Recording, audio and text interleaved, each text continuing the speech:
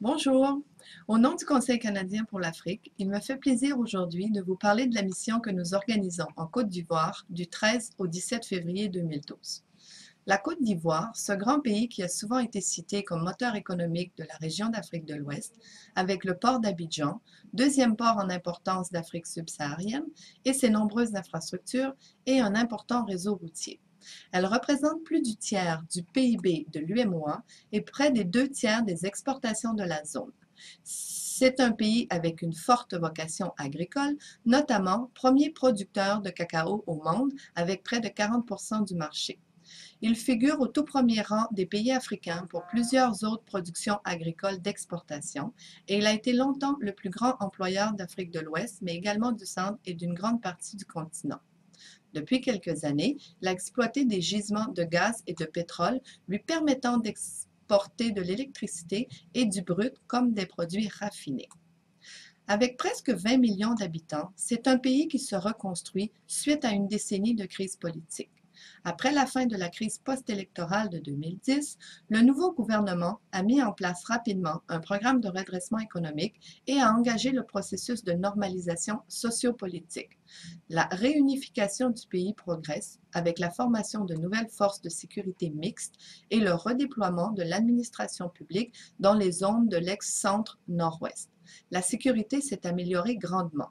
L'activité économique semble se redresser plus vite que prévu et les résultats budgétaires sont meilleurs qu'attendus. Les bailleurs de fonds saluent le progrès rapide que la Côte d'Ivoire a accompli en ce qui concerne la relance de l'économie, la remise en état de l'administration publique et l'amélioration de la sécurité après la crise post-électorale.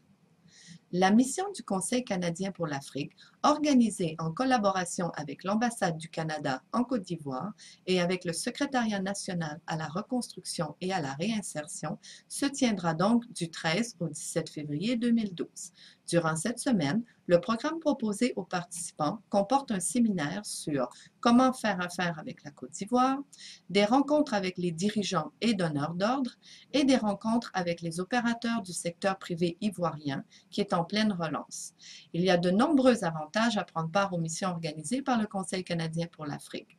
Ce ne sont pas des voyages de groupe, mais des programmes personnalisés en fonction du secteur d'activité et des objectifs de chaque participant. Le nombre de rencontres effectuées en un minimum de temps et le soutien tout au long de la préparation, durant et après la mission. Pour cette mission, nous avons sélectionné 2 secteurs qui attirent notre attention. Les infrastructures au sens large, c'est-à-dire bâtiments, travaux publics, énergie, environnement, assainissement, et l'éducation et la formation technique et professionnelle. Car après une décennie de crise, le secteur de l'éducation et de la formation doit être revu de fond en comble et pour répondre aux souhaits des autorités ivoiriennes de créer des centaines de milliers d'emplois, la formation est un incontournable.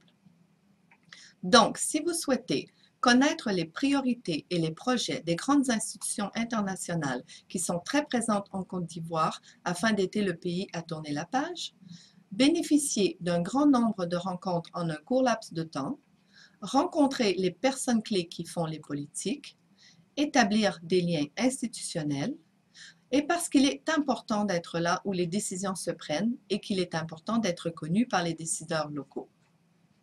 Tout en bénéficiant d'un encadrement hors pair, n'hésitez pas à embarquer avec nous.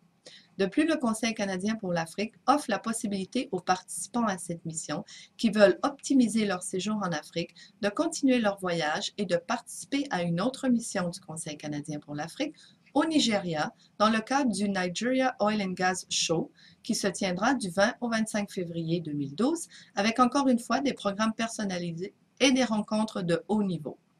Vous pouvez consulter toute l'information sur notre site web au www.ccafrica.ca. Merci beaucoup et à bientôt.